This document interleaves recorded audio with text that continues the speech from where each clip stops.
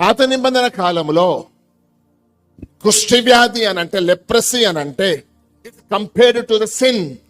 అది పాపముతో పోల్చబడింది. అది పాపముతో పోల్చబడింది. See what sin does to a person and what leprosy did to person. పాపము ఒక వ్యక్తికి ఏదైతే చేస్తుందో అదే కుష్ఠరోగము ఆ వ్యక్తికి చేస్తుంది. ఒక పాపి దేవుడు కుష్ఠి వ్యాధి కలిగిన వానితో పోల్చినట్టు గుర్తుపెట్టుకోండి ఒకసారి. ఈ వ్యక్తిని చూస్తే నీకు ఎలా అనిపిస్తున్నది? పాపము కలిగిన వ్యక్తిని చూస్తే దేవునికి ఎలా అనిపిస్తుంది గుర్తుపెట్టుకోండి. పాపములో జీవిస్తున్న వ్యక్తి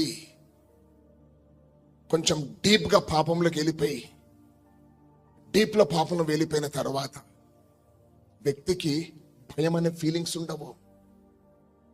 దేవుడు చూస్తున్న భయం అనే ఫీలింగ్స్ ఉండవు. భయపడాలనే ఫీలింగ్స్ కనబడవు.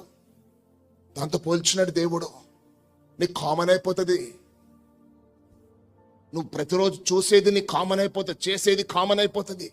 దేవుని దృష్టికి ఇది బాధ, దేవుని దృష్టికి ఇది నీకు అనిపించదు. నీకు ఏది కూడా that's equal to leprosy. Sin is equal to leprosy. పాపం అనేది కుష్ఠరోగంతో సమానం. అటువంటి స్థితిలో ఉన్న వీళ్ళు వేరే దిక్కు లేదు. They don't have any future. వారికి ఎటువంటి భవిష్యత్తు లేదు. భవిష్యత్తుకు అసలు హోప్స్ లేవు వారికి.